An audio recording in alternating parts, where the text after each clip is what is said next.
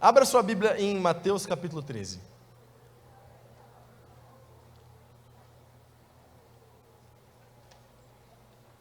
Mateus capítulo 13. Versículo 1.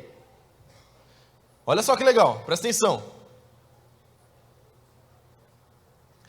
Mais tarde, naquele mesmo dia, Jesus saiu de casa e sentou-se à beira-mar.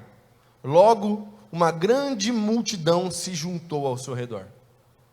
Então ele entrou num barco, sentou-se e ensinou o povo que permanecia na praia. Jesus contou várias parábolas como esta. Um lavrador saiu para semear. Enquanto espalhava sementes pelo campo, algumas caíram à beira do caminho, e aves vieram e as comeram. Outras sementes caíram em solo rochoso, e não havendo muita terra, germinaram rapidamente. Mas as plantas logo murcharam sob o calor do sol e secaram, pois não tinham raízes profundas. Presta atenção. Outras sementes caíram entre os espinhos, que cresceram e sufocaram os brotos.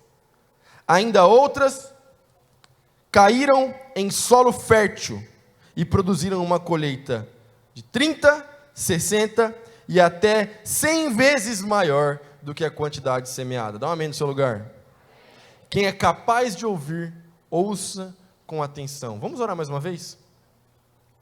Jesus, obrigado por essa noite.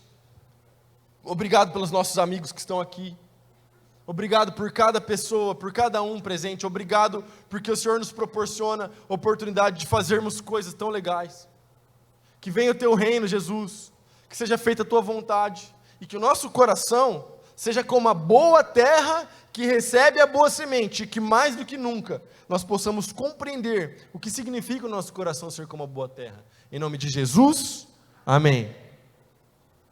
Quando esse texto segue, os discípulos começam a fazer algumas perguntas para Jesus, e eles começam a questionar Jesus, porque Jesus falava em parábolas. Jesus traz uma explicação para eles, muito interessante, mas uma das razões pela qual Jesus falava em parábolas, era porque Jesus estava sempre buscando falar de uma forma que as pessoas fossem entender, mas ao mesmo tempo, Jesus sabia que aquela palavra ia ser lançada e que ela não ia parar ali.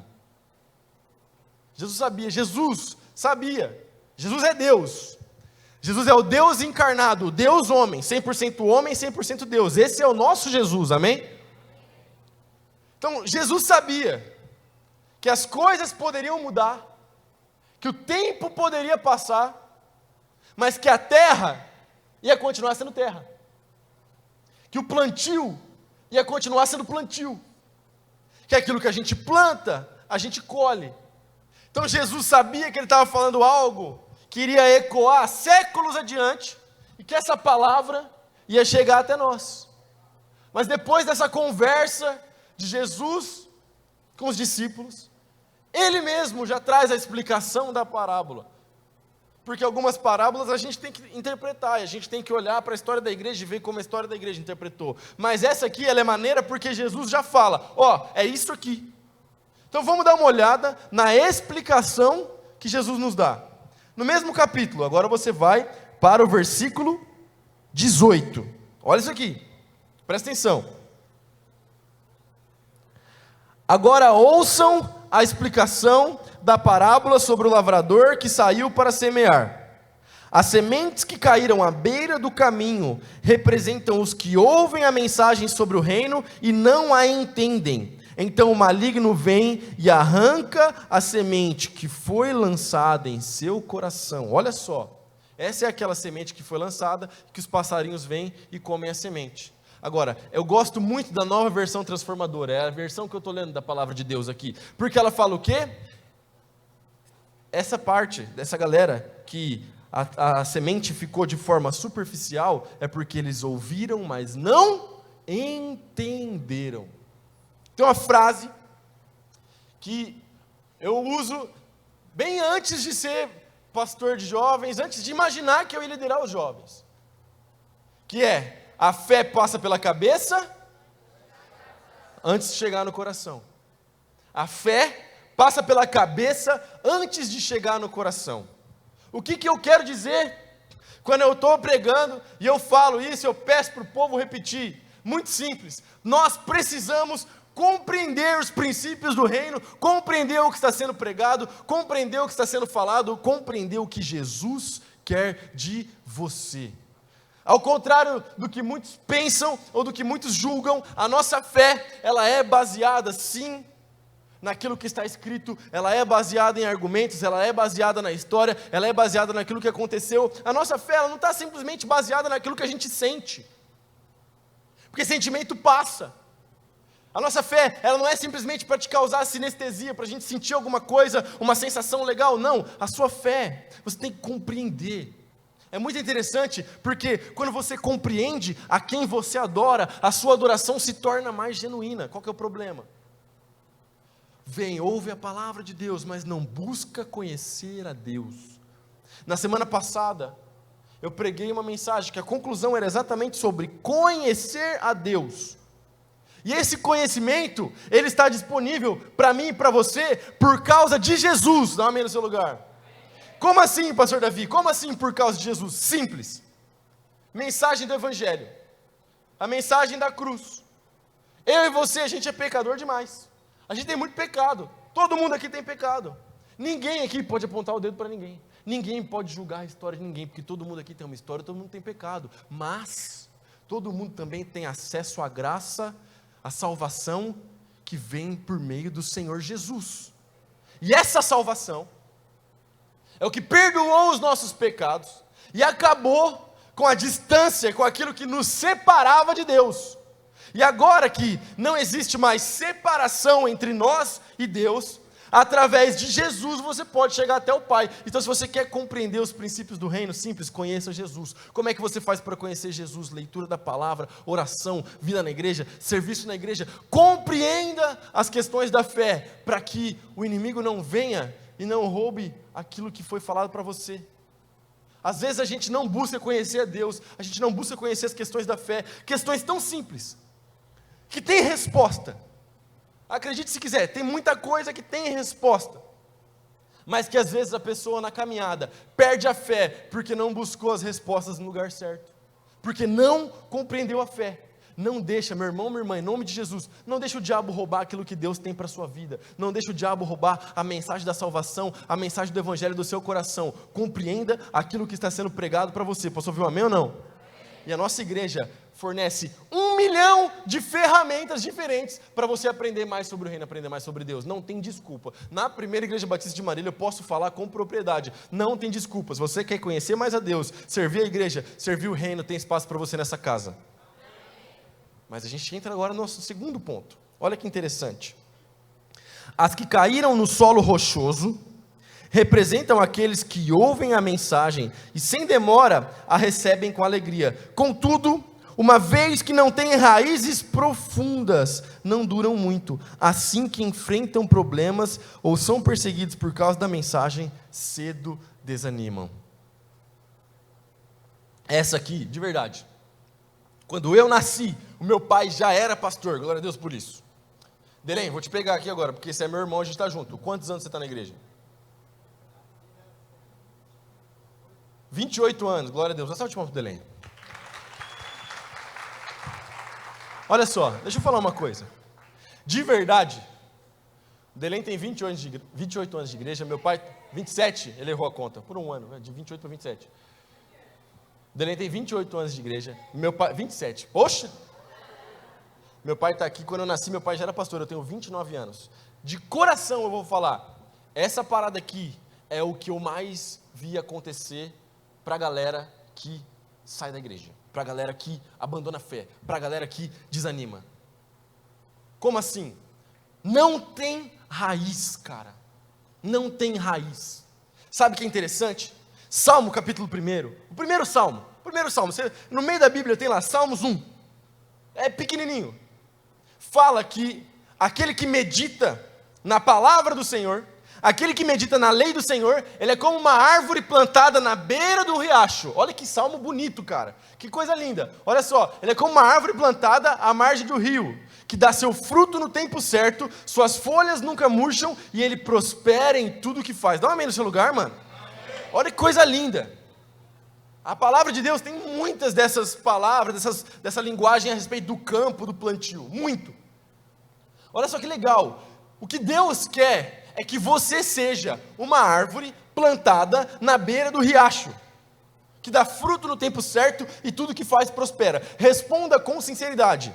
E aqui eu não estou falando só de prosperidade financeira, eu estou falando de sucesso no seu relacionamento, no seu casamento, na sua vida com Deus. Quantos aqui querem ser prósperos em tudo aquilo que você faz? Levanta a mão e dá um amém no seu lugar. É isso, mano. Está na palavra de Deus, não sou eu que estou falando, está na palavra de Deus. Tudo que faz prospera. Deixa eu falar uma coisa, para isso tem que ser uma árvore na beira do riacho. Por que a árvore na beira do riacho, ela dá mais fruto, dá fruto no tempo certo? Por quê? Porque ela está sendo alimentada o tempo todo, porque ela não seca, ela tem raízes, e as raízes estão no lugar certo. Você é inteligente, você já sabe onde eu quero chegar. Qual que é o problema do crente? Que chega na igreja e não cria raízes. Quando dá o primeiro BO, desanima. Quando dá o primeiro BO, o primeiro problema. E deixa eu falar uma coisa. A mensagem do Evangelho não é a mensagem que o pessoal prega na TV aberta. A mensagem do Evangelho, ela é o seguinte: vem para Jesus, a gente vai passar por dificuldade, a gente vai passar por luta, a gente pode passar por problemas, mas a gente vai passar junto como igreja, a gente está aqui para te ajudar. E o melhor de tudo, Jesus vai passar do nosso lado. Jesus não nos prometeu a ausência de lutas, mas Jesus nos prometeu a vitória eterna. E aí quando você para pensar a respeito disso, a gente tem algumas coisas muito interessantes. Por quê? Porque crente que não tem raiz, aí qualquer coisa, qualquer problema. Ah, pastor, mas o líder de célula falou mal de mim, eu vou embora da igreja. Não tem raiz. Ou pior ainda, a raiz estava no lugar errado, a raiz estava no relacionamento com as outras pessoas, não no seu relacionamento com Deus. Cria raiz, cara, e aí você vai dar fruto no tempo certo. Cria raiz na palavra. Cria raiz no seu relacionamento com Deus. Cria raiz na igreja. Cria raiz na igreja, no serviço na igreja, em estar junto. Tem muita coisa para fazer na igreja, como eu já falei. Cria raiz. Meu irmão, crente que não tem raiz não dura. Você já viu uma árvore que tem que ser cortada porque ela estava morrendo, porque ela estava seca, porque deu bicho? Cria raiz. Tem um livro maravilhoso, muito bom, cara, muito bom mesmo. A gente leu como equipe pastoral, tem uns 3 anos esse livro. O livro chama Enraizado. O autor é Ben Libscher. Depois você pode procurar, ela provavelmente tem na nossa livraria ali. Se não tiver, você pede para o Ricardo Batata que ele encomenda para você. Mas olha só, cara, você tem que ser alguém que é enraizado no lugar certo. Porque também tem crente que fica querendo, sabe, flutua na fé, está aqui, está lá, está não sei o quê. Meu irmão, cria raiz no lugar onde Deus te colocou em nome de Jesus. E aí você vai perceber que a fé vai frutificar dentro do seu coração, que você não vai titubear de um lado para o outro. Por quê? Porque você está firme, você está sólido, você sabe onde você está. E o seu fundamento é a palavra de Deus. O seu fundamento não são as circunstâncias, porque as circunstâncias mudam, mas a palavra de Deus é eterna.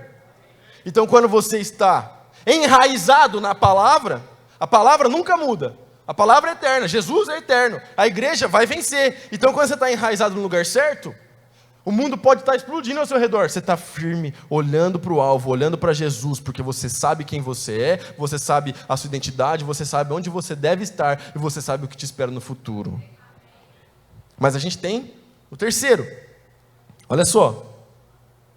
As que caíram entre os espinhos representam outros que ouvem a mensagem, mas logo ela é sufocada pelas preocupações desta vida e pela sedução da riqueza, de modo que não produzem fruto. Aí aqui, meu irmão, é aquela parada. A gente não tem que andar ansioso por coisa alguma, diz a palavra de Deus. As preocupações da vida, as coisas que acontecem. Sabe o que é interessante? Uma vez eu preguei uma mensagem que fala sobre o fato da nossa fé ser uma âncora. E sabe o que é mais maravilhoso? O que isso significa? Que a âncora, quando ela é lançada, ela mantém o navio no lugar certo. Agora, lembre-se que a âncora não impede o navio de balançar. Lembre-se disso. A âncora mantém o navio no lugar certo, mas ela não impede o navio de sentir o balanço das ondas. O que isso significa? Se a sua fé está firmada no Senhor Jesus Cristo, as preocupações elas podem vir, elas podem acontecer, mas a âncora te mantém no lugar. Você vai sentir o balanço, mas você não sai do propósito que Ele te colocou. Meu irmão, preocupação da vida, olha só, a Bíblia fala o seguinte para nós: no mundo tereis aflições, mas tenham bom ânimo. Jesus falando, eu venci o mundo. Se Jesus venceu o mundo, então, meu irmão, a gente tem bom ânimo. Então você levanta para vencer. Você levanta de manhã cedo, a hora que você está indo para o seu trabalho, a hora que você está indo para a faculdade, a hora que você está indo fazer aquilo que você tiver que fazer, você levanta e você sabe que mesmo que o mundo ao seu redor não esteja melhorando, você sabe que você tem um Deus que venceu por você. Jesus venceu por mim, Jesus venceu por você. Então, olha só, tenha bom ânimo. Nós somos o povo do bom ânimo. Nós não somos o povo da preocupação, nós não somos o povo da ansiedade, pelo contrário, as pessoas têm que entrar aqui e têm que encontrar consolo, amor, abraço na sua vida, porque você é filho de Deus. Nós não somos o povo que recua, nós não somos o povo que retrocede, nós somos o povo que avança e avança para vencer. Você é vitorioso, você é mais que vencedor em Cristo Jesus. E por fim, mas não menos importante, versículo 23, e as que caíram em solo fértil, representam os que ouvem e entendem a mensagem, e produzem uma colheita 30, 60 e até 100 vezes maior do que a quantidade semeada. Que fruto é esse que você está falando tanto? E eu deixei para falar disso no final, de propósito. Que fruto é esse? Que a gente é árvore, dá fruto no tempo certo, tudo que faz prospera. Que fruto é esse? Quando a gente fala de fruto na igreja, uma das coisas que vem na nossa cabeça é que fruto é ganhar gente para Jesus, correto, porém não satisfatório. Como assim, pastor Davi? Porque quando a gente fala de fruto na Bíblia, a gente precisa entender que a Bíblia fala assim sobre colheita, sobre ganhar pessoas para Jesus, mas fruto é fruto de transformação pessoal. Frutos internos e frutos externos, ou seja, frutos que você transforma dentro de você, aqui, e frutos que as pessoas ao seu redor conseguem enxergar. Crente que está enraizado, crente que a semente caiu no seu coração, crente que a mensagem do Evangelho brotou no seu coração, dá fruto de transformação, dá fruto de vida com Deus. Deixa eu falar uma coisa, você já conheceu alguém, alguém que você olha assim, você vê e fala assim, mas que povo crente, mas que povo, olha esse cara, meu Deus, tem alguém que é parecido com Jesus, essa pessoa, você já conheceu alguém assim? Levanta a mão no seu lugar, só para eu saber. Eu conheço, eu vou dar um exemplo aqui de gente que está aqui, tá? Fabiano e a Mari, uma salva de palmas Fabiano para a Mari. O Fabiano e a Mari estão no meu top 10 pessoas mais crentes que eu conheço, velho, na face da terra, é sério, é muito crente, é um casal crente demais, cara. É maravilhoso, é lindo. Você conversa com a Mari, você conversa com o Fabiano, você sabe que é gente de Deus. Por quê? Porque é gente que dá fruto, mano. É maravilhoso, é maravilhoso. E você também pode ser uma pessoa assim. Que as pessoas vão olhar para você e falar, caramba, você está diferente, você está sorrindo, que legal a sua postura. Olha, você não compactuou com aquela palavra, com aquela conversa, com aquele assunto. Que massa, sabe o que é isso? É o crente dando fruto. E aí, consequentemente, pela transformação da sua conduta, da sua mentalidade, das suas palavras, das suas ações, consequentemente, a galera que olha para você vai querer o que você tem, e aí você vai poder falar assim, olha, eu sou como você, a única diferença é que Jesus acendeu a luz do meu coração, Jesus iluminou meu quarto escuro, mostrou o que tinha que ser arrumado, e eu deixei que o Espírito Santo fizesse a obra, fizesse a parte dele. Sabe? Nessa noite, Jesus está te chamando. Jesus está falando com você. E Jesus está falando, até quando você vai ouvir e a semente vai brotar temporariamente, mas alguma coisa vai acontecer, algum efeito externo, vai atrapalhar você e não vai deixar que você frutifique da forma como Jesus quer. Hoje é o dia, chegou a hora, chegou o seu momento. de se tornar uma árvore de bons frutos. A Bíblia fala que a gente pode conhecer a árvore pelo fruto. Meu irmão, Jesus está te chamando nessa noite